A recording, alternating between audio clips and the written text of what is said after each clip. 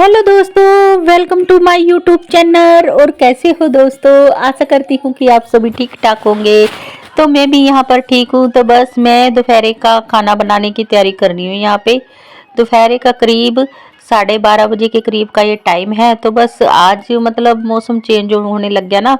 तो बस दोपहर मतलब ठंड के मौसम में तो ये सर्दी में तो कढ़ी वगैरह खाने का मन नहीं करता था, बस धूप को देख के। और वैसे भी गर्मियों में ये ऐसी सी चीजें अच्छी लगती है। काफी अच्छी धूप थी और काफी दिन भी हो गए थे बनाए को। तो बस मैं बना रही हूँ कढ़ी। तो मैंने बस 3-4 चम्मच पहले इसमें बेसन डाल दिया है। ये मैं पकोड़ों का बैटर तैयार कर रही हूँ। इसको मैंने खूब अच्छे से मतलब फेंट लिया है। और थोड़ा सा मैं पानी में डाल के देख रही थी कि ये ऊपर ये तब तक फेंटा मैंने उसको जब तक ये मतलब पानी के ऊपर ना तैर जाए। और थोड़ा उसको फिर रेस्ट करने के लिए भी रख दूंगी ताकि वो और अच्छे से फूल जाए। और फिर ये बना रही हूँ मैं कढ़ी का बैटर। इसमें भी मैंने 3-4 से छोटे चम्मच स्पून होते हैं ना ये खाने वाले, तो यही मैंने डाल दिए बेसन के। थोड़ी हल्दी नमक और बस यही, ज़्यादा नहीं डालूंगी बस। हाँ, क्योंकि इसका प्रणाली मतलब ज़्यादा मसाले वगैरह नहीं कढ़ी में डालने ना, तो ही ज़्यादा कढ़ी हमें ज़्यादा अच्छी लगती है। क्योंकि इसका लस्सी भी काफ़ी अच्छी टेस्टी, मतलब घर की लस्सी है। मतलब काफ़ी अच्छी कढ़ी बनी थी। और इसको पहले मैंने थोड़ी सी लस्सी डाल के ना, फिर इसको अच्छी तरह से मैंने इसको मिला लिया ताकि जितनी भी गुठली है ना तो बेसन में ना पड़े। और फिर धीरे धीरे डालते हैं सारी मैंने लस्सी को इसमें डाल दिया। और अच्छी तरह से इसके भी बैटर को मैं तैयार करके एक तरफ रख दूंगी ताकि जो भी छोटी मोटी गुठली होगी वो भी आसानी से इसमें निकल जाएगी। मैं बस दोनों तैयारियां में इस एकदम करके रख लेती हूँ, फिर आराम से मैं बनाती रहती हूँ अपनी कढ़ी। तो बस मैं ये छोटा पतीला स्टील का इसी में कढ़ी बनाऊंगी और पकोड़े भी इसी में डाल बना लूंगी। बस अलग अलग बर्तन वे गंदे ना होए, वे कढ़ाई में क्या पकोड़े तलूं। वैसे भी थोड़े से बनाने हैं, मतलब बनाऊंगी तो छोटे छोटे, पर वो जिस ट्रिक से मैंने पकोड़े बनाए हैं ना उस ट्रिक से मतलब बहुत मोटे मोटे बन जाते हैं।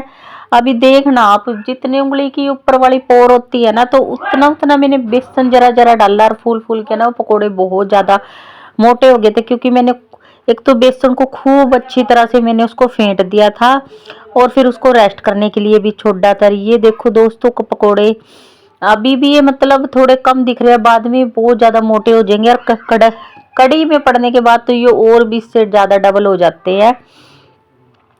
और बस मैं ये ना सिंपल से पकोड़े ही बनाते हैं हमारे, मतलब प्याज वगैरह के ये नहीं डालते। सिंपल पकोड़े ही अच्छे लगते हैं, जैसे भंडारों में होते हैं ना सिंपल पकोड़े, उसमें किसी भी तरह कोई कोई प्याज टमाटर यानी कि कुछ आलू उल्लू नहीं होते, सिंपल ही होते हैं। उसी तरह का मतलब पकोड़ों का टेस्ट आता है इसमें।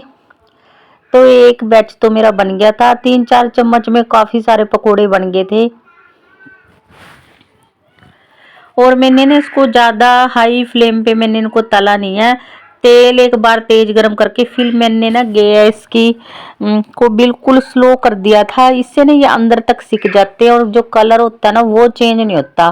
क्योंकि फिर बिल्कुल ब्लैक ब्लैक से पकोड़े हो जाते हैं ना अगर तेज आंच में तले, एक तो एक वो अंदर से कच्चे रह जाते हैं और फिर बाहर से वो ब्लैक ब्लैक काले काले से दिखते हैं ना, वो देखने में भी अच्छे नहीं लगते। मतलब बिल्कुल सिम स्लो आंच पे इनको तलो और ये बिल्कुल फूल जाते हैं और अंदर तक सिकते हैं और कलर भी इनका बिल्कुल चेंज नहीं होता। और देखने में भी अच्छे लगते हैं और खाने में भी फिर अच्छे ही थे। वैसे बहुत टेस्टी बनती है कढ़ी। बिल्कुल जरा जरा से डाला मैंने बेसन और देखो कितने फूल गए हैं। और जब आगे कढ़ाई में देखना ये बिल्कुल ही ज़्यादा ही मोटे हो जाएंगे फूल के।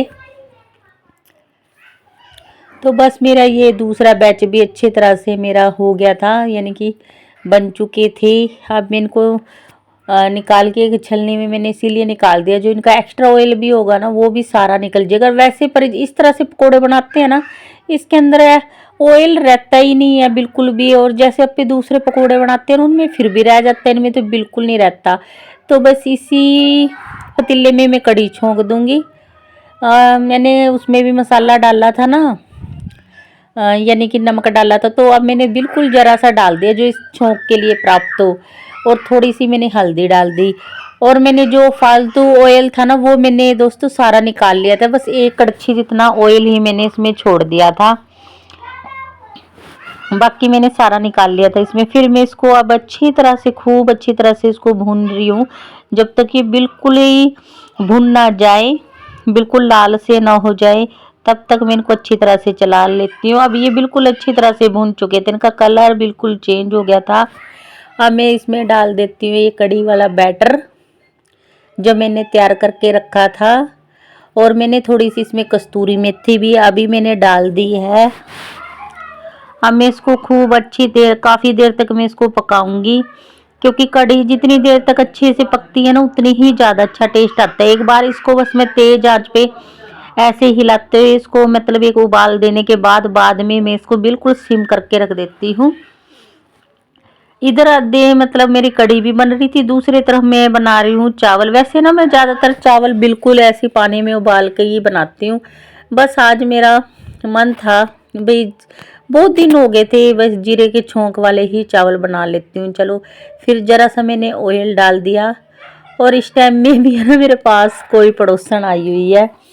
आप वीडियो देखते ही होंगे कि मेरे पास कोई ना कोई पड़ोसन ऐसे आती रहती है। मैं बहुत ज़्यादा कम कम क्या किसी के घर जाती नहीं, मेरे पास यहाँ आ जाती हैं, तो बस बातें भी चल रही हैं, और बस ऐसे ही मेरा साथ के साथ मेरा ये काम भी चल रहा है किचन का। और ये बीच में पारस भी आ गया था कुछ, मतलब चॉकलेट का वो लिफाफा लफूफा से छिलवाने चॉकलेट, तो उसको छील के मैंने दे दी। तो बस दोस्तों अब मैंने जीरे के छोंक वाले एक तरफ मेरे चावल बन जाएंगे, और बस दोपहर का यही खाना होएगा हमारा। इससे एक्स्ट्रा बस मैंने ना कोई रोटी बनाई थी, ना चावल बनाए, न सॉरी रोटी वगैरह नहीं बनाई थी, ना कोई सब्जी, बस कढ़ी चावल बनाए थे आज दिन के खाने में मैंने ये। और जैसे जैसे अब आगे ज़्यादा मौसम जैसे गर्म होएगा ना, तो हमारे यहाँ ज़्यादातर कढ़ी ज़्यादा बनती है, क्योंकि कहते हैं ना बेसन ठंडा होता है, बेसन की आइटमें ज़्यादा बने करेगी, और ख़ास तौर से कढ़ी। तो बस एक तरफ से मेरे चावल बनते रहेंगे, और बीच में फिर मैं कहाँ ये कढ़ी चावल बना के फिर मैं पारस को मतलब देखने लग गई थी कि वो कहीं कुछ शरारतें सूरतें भी करने लग जाता है वो, क्योंकि जो पड़ोसन आई हुई थी ना उसका बच्चा भी साथ में आया हुआ था। ये है थोड़ा पारस है ना, थोड़ा शरारती है, फिर ये ना डर सा रहता है, ये ना बच्चों को मारने भी लग जाता है। पता नहीं कहाँ से इसमें इसकी ऐसी आदतें आ गई है। मैं कि इसको कितना भी समझाती हूँ बेटा ऐसे काम नहीं करा करो। और कढ़ी भी मेरी लगभग बन चुकी थी, तो मैंने इसके अंदर ये डाल दिए हैं पकोड़े। बस 1-2 मिनट बस इसको चलती गैस पे ऐसे ही मिला लूँगी, फिर मैं बाद में गैस कर दूँगी बंद, और इसको रख दूँगी ढक के। और चावल भी मेरे बन चुके हैं, और ये अब मैं इस पे डाल देती हूँ ये धनिया। बस एक्स्ट्रा अलग से कोई छोंक वगैरह नहीं लगाऊंगी, क्योंकि इतना ही काफ़ी होता है, फिर ज़्यादा ऑयल वगैरह हो जाता है अगर अलग से छोंक वगैरह लगाए, क्योंकि पकोड़े भी तेल में तले, फिर तेल से ये छोंक लगाया, फिर और भी अगर और एक्स्ट्रा छोंक लगाए फिर ज़्यादा ऑयली हो जाता है। इतना ही बहुत है, इतने में भी टेस्ट काफ़ी अच्छा था, गजब था। और ये देखो दोस्तों पकोड़े, बस गलती मेरी ये रह गई, मैंने तोड़ के दिखाना चाहिए था, कितने सॉफ्ट से बने हैं। तो बस अब मैं लगा लेती हूँ खाने की थाली। और कढ़ी यहाँ पे ना सारे हमारे घर में सारे इसी तरह से खाते हैं कि कढ़ी के ऊपर है ना कच्चा जो प्याज होता है ना उसके साथ इसको ज़रूर खाते हैं। उनको सबको अच्छा लगता है, एक तो वो कढ़ी के साथ, और एक हो गया राजमा के साथ। तो बस फिर यार इसी तरह से मैं इसको भी अच्छे से डेकोरेट कर रही हूँ।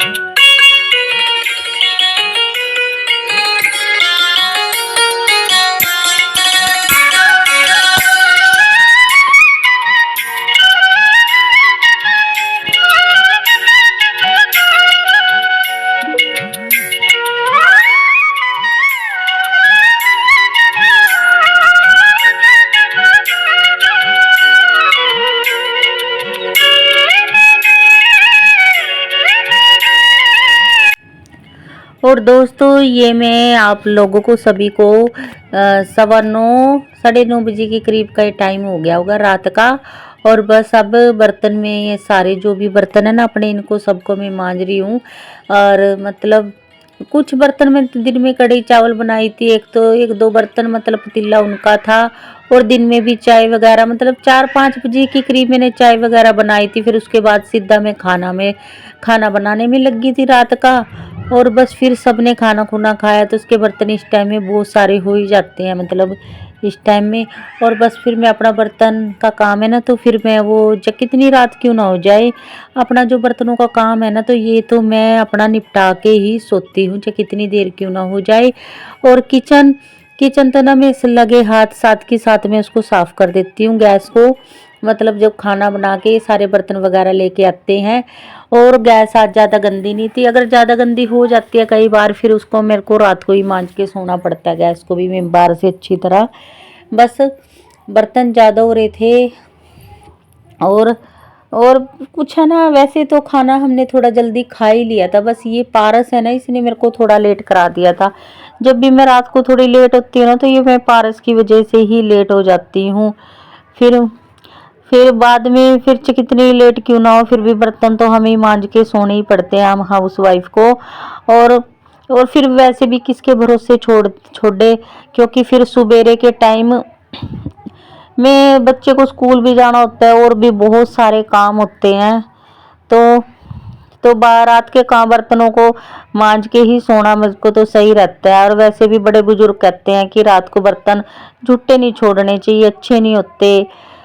तो बस कुछ तो सोच के ही कहा होगा उन्होंने। पर हमें तो बस यही लगता है कि बस रात को बर्तन मांज के सोना चाहिए, कि सवेरे बहुत फिर दिक्कत होती है। तो जितने भी बर्तन थे सारा यहाँ से मैंने समेट दिए। तो गाइस बज गए हैं रात के 10 बज गए हैं। और आज ही बस थोड़ा लेट हो गए काम को निपटाने में। और मतलब मौसम आज धूप निकली थी ना दिन में, तो उसकी वजह से ना इतनी ठंड नहीं महसूस हुई, मतलब हाथ इतने थिरे नहीं और दिन के मुकाबले। तो बस अब मैं भी सोऊंगी वे सारे सो गए। उससे पहले बस 5 मिनट में अपने चेहरे पे भी ज़रूर, चाहे कितनी रात हो जो, अपने चेहरे पे मैं ज़रूर लगाती हूँ बस एलोवेरा की मसाज करके। और ठंडे से पानी से धो के वैसलीन वगैरह लगा के सो जूँगी। देखती हूँ वो सो गए हैं कि नहीं, अभी आपको बैक कैमरे से भी दिखाती हूँ। और काला अंधेरा बिल्कुल एकदम। और दोस्तों बस अब मैं इतनी रात तो हो ही गई थी, फिर है ना बस अब दीपांशी और तो सो चुकी है। वो वीडियो मेरे से मतलब मैंने रिकॉर्ड तो करी थी, ये देखो सब सोए पड़े हैं अभी। और मैं यहाँ आराम से अपना जो था मतलब क्या लेट तो हो ही गई थी, वैसे भी चाहे कितनी लेट हो बस 2 मिनट से अगर अपने चेहरे को ये दे दिया जाए ना, इससे मतलब बाहर किसी फेशियल की जरूरत नहीं पड़ती, किसी एक्स्ट्रा क्रीम की जरूरत नहीं पड़ती। और ये तो वैसे भी फ्री की चीज़ होती है दोस्तों। आप लोग भी है ना, ये छोटे छोटे से नुस्खे होते हैं ना, ये जरूर आजमा के देख लेने चाहिए। आपका चेहरा कितना कितना डल क्यों ना हो, अगर आप ना सिर्फ 1 हफ्ता, मेरे कहने से अगर आप मेरी वीडियो देख रहे हैं ना सिर्फ 1 हफ्ता आप कंटिन्यू अपने चेहरे पे एलोवेरा की मसाज करना। और रात को मतलब चेहरे पे देसी घी थोड़ा सा लगा लेना, या नारियल का तेल या कुछ भी मत लगाना। और देखना आपके चेहरे में 1 हफ्ते में एक अजीब सा ग्लो मिलेगा, जो महंगे से महंगे फेशियल से नहीं मिलेगा ना, वो इससे मिल जाएगा आपको। फर्क इतना लगेगा, मेरे को तो जब भी कहीं जाना होता है, वैसे भी मैं तो इसकी मसाज आजकल बहुत कर रही हूँ। मेरे चेहरा बीच से में बिल्कुल ज़्यादा डल हो गया था, अब दोबारा से फिर मतलब थोड़ा ग्लो करने लग गया है। और ये बस एलोवेरा ही की देन है, बाकी में कोई फेशियल वगैरह की मुझे ज़रूरत नहीं है ना, फिर मैं इतने फालतू इन चीज़ों पे पैसे बर्बाद करती। तो बस सारा मैंने ये अच्छी तरह से मसाज कर ली थी अपने चेहरे की। अब इसको पोंछ के और बस अब ये नाइट क्रीम लगाऊंगी मैंने तो, या नारियल का तेल कुछ भी लगा के बस अब आराम से मैं सोने जाती हूँ। तो बस दोस्तों गुड नाइट, बाय बाय, मिलूंगी नेक्स्ट वीडियो में आपको।